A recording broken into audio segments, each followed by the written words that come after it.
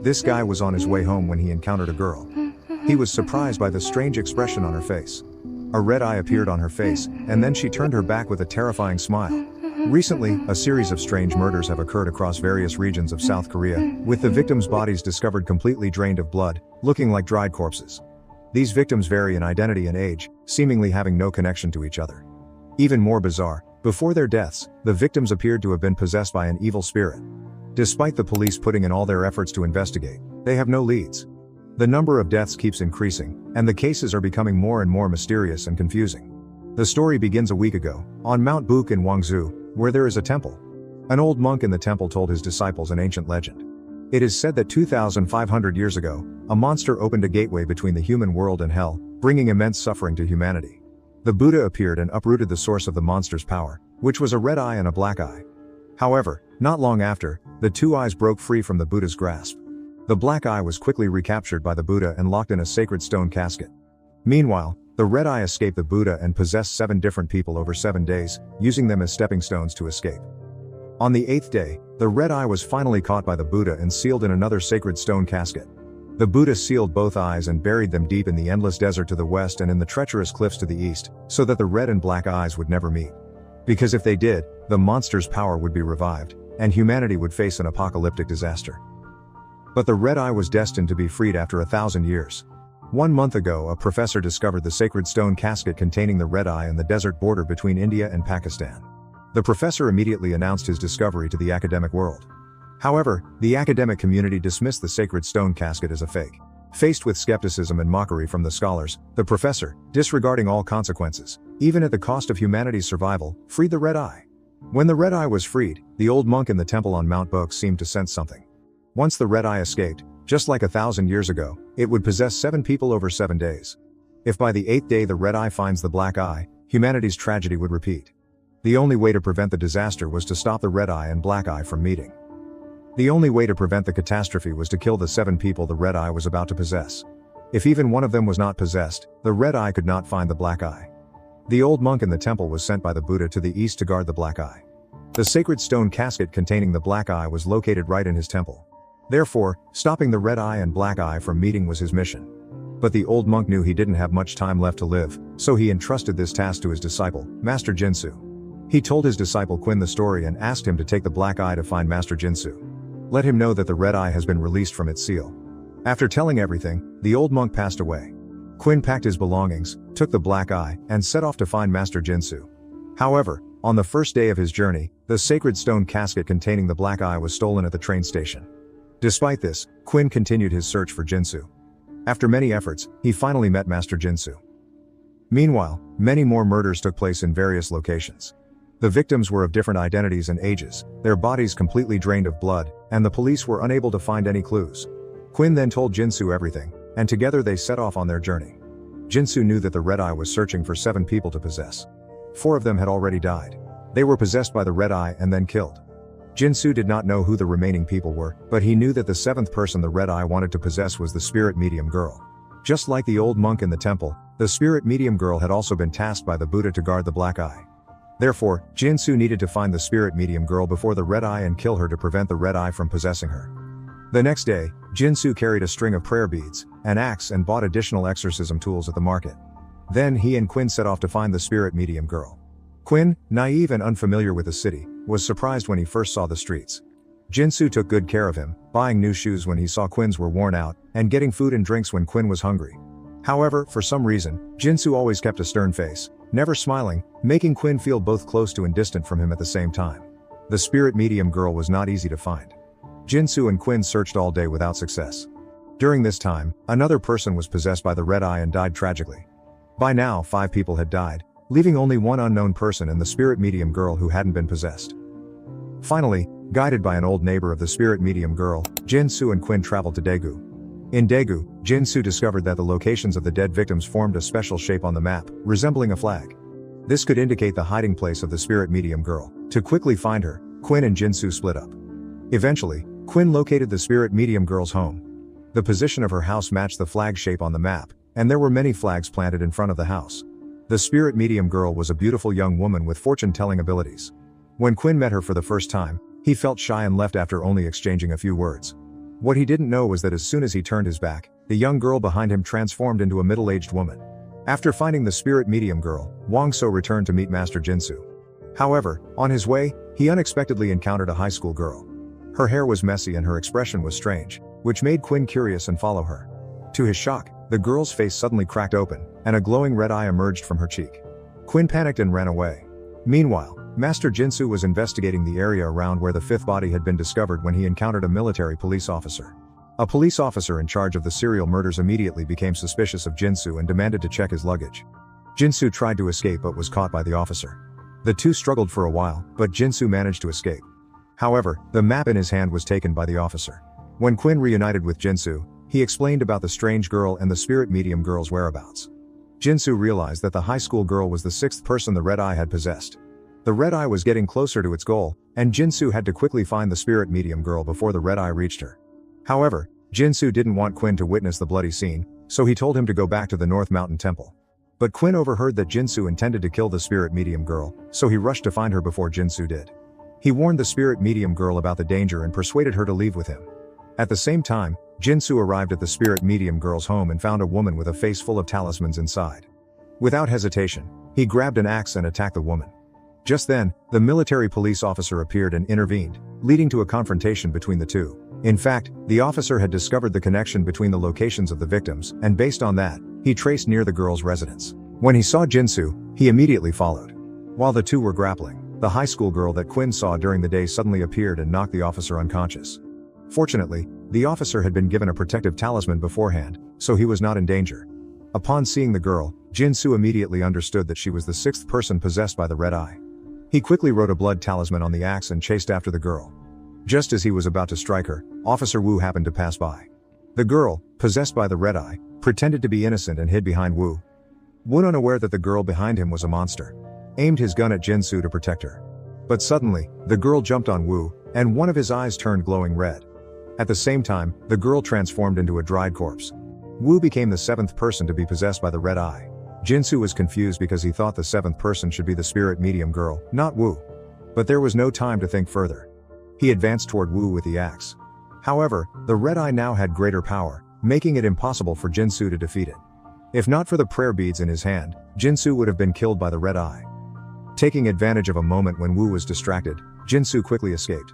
Fortunately, he found a piece of paper in the spirit medium girl's house. It read, "Go to North Mountain, there is what you need."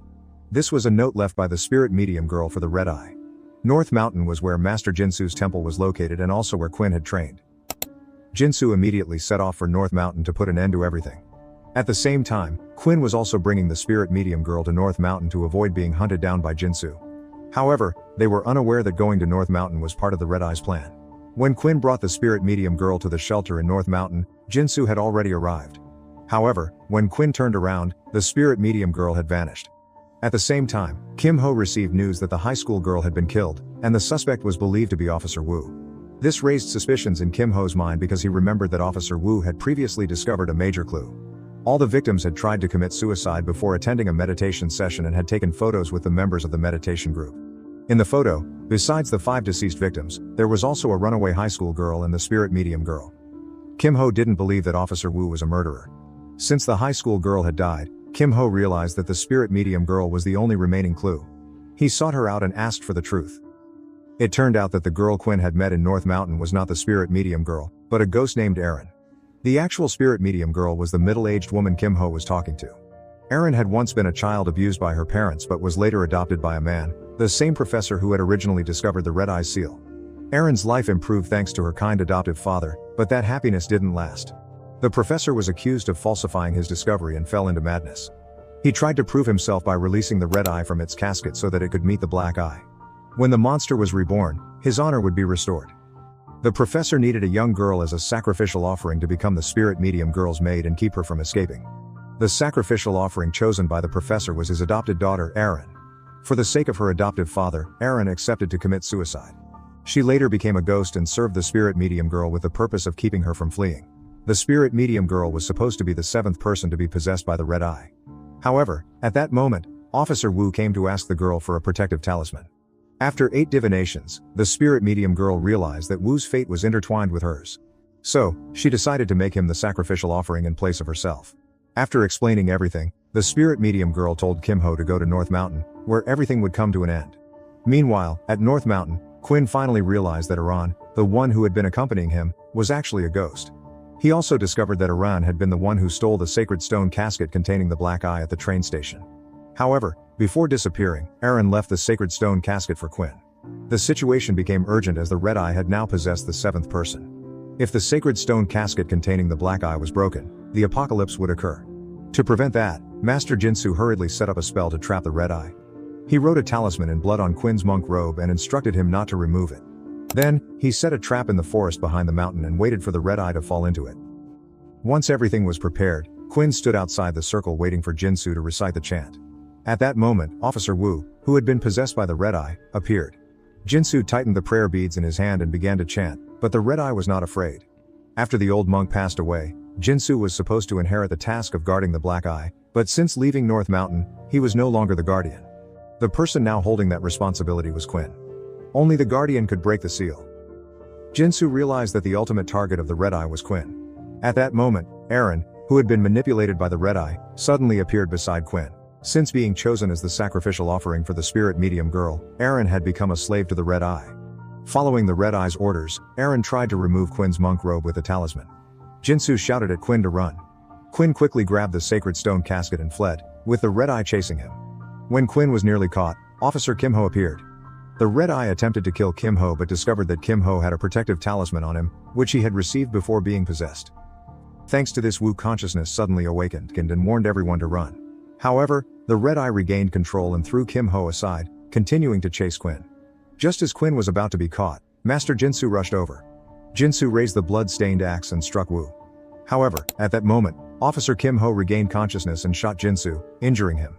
Wu was killed by Jinsu, but the red eye immediately possessed Quinn. This time, without saying a word, the red eye threw Officer Kim-ho off the tree branch, killing him instantly. In the forest, only Quinn, now possessed by the red eye, and Master Jinsu remained. As Quinn, possessed by the red eye, stepped closer to Jinsu, a painful memory suddenly surfaced in Jinsu's mind. It turned out that Quinn was the son of Jinsu's old enemy. Quinn's mother had caused a car accident while drunk, resulting in the death of Jinsu's wife and daughter. Jinsu had been haunted by this tragedy and had never smiled at Quinn. This made Quinn feel both close to and distant from Jinsu. In that brief moment, when Quinn, possessed by the red eye, took on the form of the child from the past, Jinsu's rage flared up, facing the son of his enemy right before him. He began to strangle Quinn, but deep inside, he was in great pain. Although Quinn was the son of his enemy, he was just a pure-hearted and kind young man. After spending many days together, the bond between him and Quinn had become as close as that of family. The master was torn inside, and tears fell endlessly. But in the end, he couldn't bring himself to strike. He gently caressed Quinn's cheek with his blood-stained hands. Immediately, the imagined image before his eyes disappeared, and Quinn returned to his form possessed by the red eye. The red eye mocked the master for being foolish for not being able to strike down his enemy right in front of him. As the red eye was about to kill the master, he suddenly began chanting a spell. A blood spell appeared on Quinn's face. It was the spell the master had secretly drawn when he caressed Quinn's cheek. The master continued chanting, and Quinn's consciousness slowly began to recover. The red eye then shifted its possession to the master. In the final moment, the master shed tears and bid Quinn farewell. Quinn understood that the master wanted him to kill him to end everything. Despite the heartbreak, Quinn raised the axe and struck down the master, destroying the red eye along with him. The world returned to peace. In the end, Quinn went to the western desert and buried the sacred stone casket that sealed the red eye deep in the desert. Unexpectedly, Aaron appeared there. Quinn reached out his hand, and the blood on Aaron's body suddenly vanished. The chains on her feet were also automatically removed. The film uses the red eye and the black eye as metaphors. The black eye symbolizes the troubles of humanity, representing confusion and suffering. The red eye, on the other hand, symbolizes anger. These troubles are the suffering caused by the unpredictable or the inability to forget past sadness. Gradually, these lead to the eruption of anger. Though these two things have no form, they can torment humans to despair. If confusion and anger combine, humanity will fall into hopelessness, and the world will become hell. The sacred stone casket sealing the black eye and the red eye is like Pandora's box. Once opened, it will bring disaster to humanity. The film uses Buddhist prophecies to tell the tragedy of the human world. Anger is likened to san in Buddhism, which is resentment and anger towards others. Affliction is delusion and the refusal to awaken. Greed, anger, and ignorance are known as the three poisons in Buddhism, the root of all evil deeds. Humans are often trapped in these three poisons, unable to let go of the past and unable to find peace in the future. Thus, they repeat their troubles and anger every day. In the film, except for Quinn, most people are caught in anger and confusion, like Master Jinsu, who is trapped in sorrow from losing his loved ones and the hatred for his enemy. Because of this, he could never smile. Originally, he was a holy monk meant to guide souls, but unfortunately, he became enchanted by his own mind and abandoned his mission.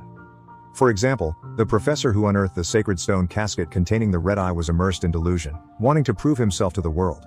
From there, evil actions arise, leading to the release of the red eye. The professor's adopted daughter, Erin, was once a child abused by her biological parents. She always feared the harm from her family and longed for a close relationship. To achieve this, she was willing to commit suicide to carry out evil deeds for her adoptive father. The 7 people possessed by the red eye were all members of the meditation group. They had all tried to commit suicide. The reason they wanted to die was nothing more than sorrow and anger because their hearts carried unresolved sadness. These people were possessed by the red eye one by one. Fortunately, in the film, there was Quinn. His name, which means to remain silent, allowed him to cultivate silence. In this world, all crimes arise from words and actions. By practicing silence, Quinn blocked the root of greed, anger, and confusion.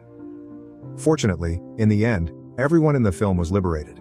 Master Jinsu overcame his past hatred, enabling him to chant and suppress the monster. Erin overcame her past fears, and the chains on her legs were automatically removed. The message the film wanted to convey is that to overcome greed, anger, and confusion, one must use compassion to dissolve anger and wisdom to dissolve ignorance. Therefore, purifying the mind is the core. It's important to turn inward, self-reflect, and not blame the outside world. Only in this way can we understand the roots of samsara and the karmic relationships of the world, ultimately achieving purity in the 6 senses and no longer being entangled. Finally, the film concludes with a profound message. To escape the chains of greed, anger, and ignorance, one needs to focus the mind on awakening and compassion. Only when we realize that all hatred originates from within can we find peace and let go of the afflictions that once haunted us. The journey of the characters is not just a story about fighting monsters but also a reminder that true peace and liberation lie in how we face and resolve our inner burdens.